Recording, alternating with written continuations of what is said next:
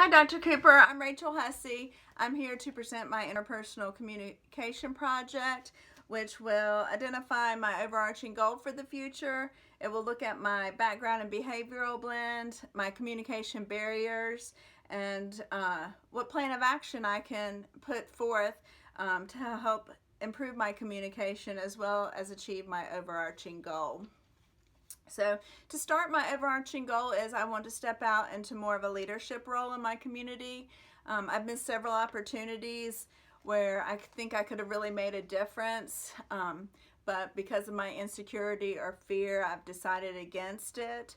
So, I really want to work on my public speaking, being in front of a crowd, so that I can be the leader that I know that I am. I thought Carpenter, Dyack, and Harkins had a good definition of what a leader is. It includes an emotional intelligence for self-awareness, which I've gained so much self-awareness through this class that I feel like I'm ready to take those next steps to become a leader in my community professionally. You must be an effective motivator, interpersonal relationships that resolve issues, and a definite communication for team success and tasking and relationships. I think I'm ready for that. Furthermore, to get into my behavioral blend and background, when I took the personality test for professionally, it came up as a high S, which was a passive, people-oriented person. It says that I was steady, stable, shy, security-oriented, servant, submissive, and specialist. And according to Carbonella, I need to be more aware of my feelings and actions professionally and personally, for that matter. Furthermore, Carbonella explains that we can all make a commitment to influence or enrich one's interpersonal communication, to think more confidently, positively, and effectively.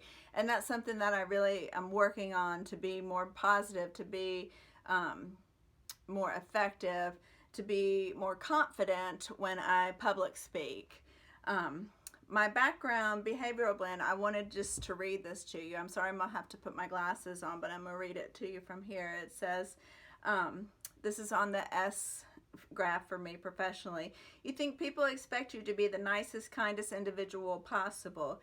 You feel that others want you to be sensitive, loving, sacrificing, and sometimes you're a little vulnerable, and people may be used to you or take advantage of you. You tend to desire to be behind the scenes and to support others whether it's possible or not. Your caring and gracious service makes you a jewel, even if you don't recognize that. You think people want you to be meek and quiet, but you should be more outgoing and expressive. And then furthermore, it says, you can learn to take charge and improve your aggressiveness once you see the long-term benefit of helping others, which that is what I'm coming to. You think people want you to be behind the scenes, but serving others sometimes requires that you step out and take charge. That really hit home to me because of my work that I do now in the adult literacy programs. I work with students from all over the country in an ESL program that are not documented. I work with students with intellectual disability. I work with adult students working on their GED or high school diploma. I worked with some of the most impoverished neighborhoods that there are around this community. And so for me, I really need to be able to step out of my shell if I want to advocate and really fight for the needs that they require.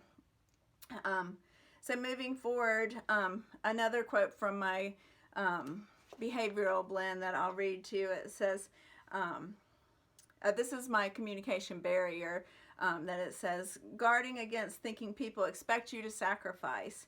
Your service, whether at home or work, needs to allow time for yourself, family, others, and a variety of things. Do not get in a rut doing the same old thing forever, which I've been known to do. Learn to take risks, get out of your comfort zone, and speak out. And then it says, let your hair down and have some fun. I think I do pretty good at that part, but I do need to get out of my comfort zone professionally so that I can be more of an advocate. Another communication barrier, it says that insecure and not willing to speak out to be noticed in a crowd. You tend to be crippled by fear when you have to speak in large groups. You can be very timid and soft-spoken when you're put on the spot. Now, the fear of large crowds and public speaking, that just hit home with me because that has been a barrier that has truly caused me to miss some great opportunities where I have information to share, important information to share, and I haven't done so.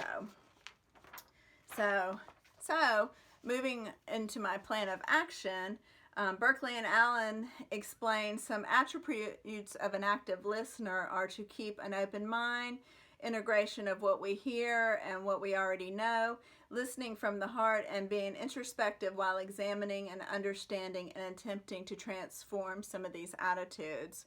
So one plan of action is to be an active listener, to listen from my heart, to be non-judgmental, and really move forward with that.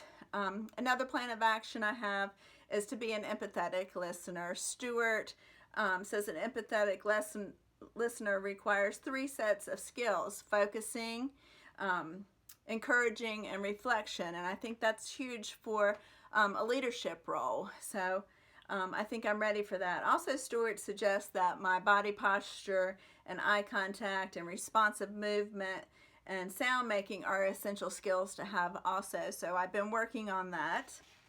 And moving forward, some more plan of action. I want to be a people-oriented listener. Klein says that people-oriented listeners see listening primarily as a means of connecting, listening as a way of reaching out and touching people and creating connections. Klein also says to be a content-oriented listener, I'm looking to be challenged intellectually by listening to what people are saying. And then when my plan of action through my faith is through Proverbs 16:3, commit your work to the Lord and your plans will be established. And then Matthew 5:16, in the same way, let your light shine before others so that they may see your good works and give glory to the Father who is in heaven. So faith is going to be a big part of my plan of action as far as all those listening skills, being an empathetic listener, an active listener, is to allow me to move forward into this leadership of my overarching goals. And understanding more of my behavioral blend has really gotten me to this point where I'm ready to step forward and, work towards being in a leadership role.